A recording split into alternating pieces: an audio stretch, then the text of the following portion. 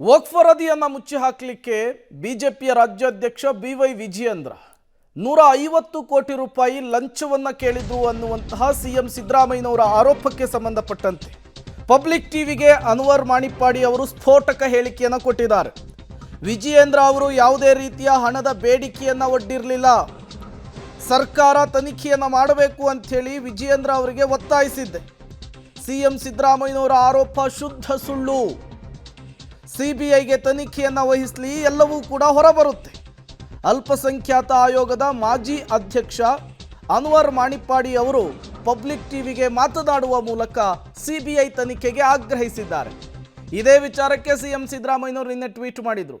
CBI ತನಿಖೆ ಆಗಬೇಕು ಅಂಥೇಳಿ ಆಗ್ರಹಿಸಿದ್ರು. ವಿಜಯೇಂದ್ರ ವಿರುದ್ಧ ಆರೋಪವನ್ನು ಮಾಡಿದ್ರು. ವಕ್ಫ್ ವರದಿಯನ್ನು ಮುಚ್ಚಿ ಹಾಕಲಿಕ್ಕೆ ಕಾಂಗ್ರೆಸ್ನಿಂದಲೇ ಕೋಟಿ ಕೋಟಿ ಆಫರ್ ಅನ್ನುವಂತಹ ವಿಚಾರವನ್ನು ಕೂಡ ಅನ್ವರ್ ಮಾಣಿಪ್ಪಾಡಿ ಅವರು ಪ್ರಸ್ತಾಪಿಸಿದ್ದಾರೆ. ಈ ಮೂಲಕ ವಕ್ಫ್ ಜಟಾಪಟಿ ಏನಿದೆ ಅದು ಮತ್ತೊಂದು ಹಂತಕ್ಕೆ ತಲುಪಿದಂತೆ ಕಾಣಿಸ್ತಾ ಇದೆ. ಲಂಚ ನನಗೆ ಆಫರ್ ಮಾಡಿದೆಲ್ಲ ಕಾಂಗ್ರೆಸ್ನವರೇ. ಯಾರ್ಯಾರ ಮುಖಾಂತರ ಯಾರ್ಯಾರು ಬಂದು ನನಗೆ ಆಫರ್ ಮಾಡ್ತಾಯಿದ್ರು. 105 ಕೋಟಿಯಲ್ಲಿ ಅದು ಅದಕ್ಕಿಂತ ಜಾಸ್ತಿ ಎಷ್ಟು ಬೇಕು ಕೊಡ್ತೇನೆ, ನೀವು ಅಮೆರಿಕಲ್ಲಿ ಗ್ರೀನ್ ಕಾರ್ಡ್ ಇದೆಯಲ್ಲ ಹೋಗಿ ನಾವು ಮಾಡ್ತೇವೆ ಅವ್ರು ಹೇಳಿದ್ದು, ಕಾಂಗ್ರೆಸ್ನವ್ರು ಹೇಳಿದ್ದು. ಖಂಡಿತ ಕಾಂಗ್ರೆಸ್ನವರೇ ಮಾಡಿದ್ದು, ಮತ್ತು ಯಾರು ಮಾಡಿಲ್ಲ. ದುಡ್ಡಿನ ವ್ಯವಸ್ಥೆ ಕಾಂಗ್ರೆಸ್ನವ್ರು ಮಾತ್ರ ನನಗೆ ಕೊಡ್ತೇನೆ ಅಂತೇಳಿ ಕೊಡ್ತಿದ್ದೇನೆ ನಾವು ನಿಮಗೆ, ನೀವು ಅದರ ವಿಷಯ ಬಿಟ್ಬಿಡಿ ಅಂತ ಹೇಳಿದ್ದು ಕಾಂಗ್ರೆಸ್ನವರೇ. ಮತ್ತು ವಿಜೇಂದ್ರ ಅವರು ನನಗೆ 150 ಕೋಟಿ ಕೊಡ್ತೇನೆ ಅಂತೇಳಿ ಹೇಳಿದ್ದನ್ನು ಹೇಳಿಲ್ಲ.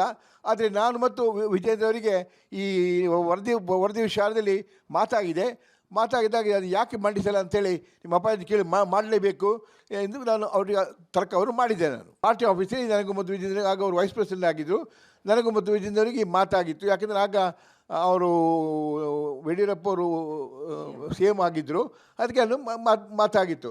ಆಗ ಅವ್ರು ಹೇಳಿದ್ದೀವಿ ಭಾಳಷ್ಟು ಕಷ್ಟಪಟ್ಟಿದ್ದೀರಾ, ಅವಳು ನೊಂದಿದ್ದೀರಾ, ಎಷ್ಟು ತನಕ ಈ ಒಂದು ಹೋರಾಟವನ್ನು ಮಾಡ್ತೀರಿ, ಬಿಟ್ಬಿಡಿ ಎಂದು ಹೇಳಿದ್ದರು. ನಾನು ಅದು ಕೊಟ್ಟದ್ದು ಕಾಂಗ್ರೆಸ್ ಗೌರ್ಮೆಂಟ್ ಇರಬೇಕಾದ್ರೆ ಅಲ್ಲ. ನಾನು ಆ ವರದಿಯನ್ನು ಕೊಟ್ಟದ್ದು ನಮ್ಮ ಸರ್ಕಾರ 2012 ಅಲ್ಲಿ ಕೊಟ್ಟಿದ್ದೆ. ಅದರ ನಂತರ ಕಾಂಗ್ರೆಸ್ ಸರ್ಕಾರ ಬಂತು.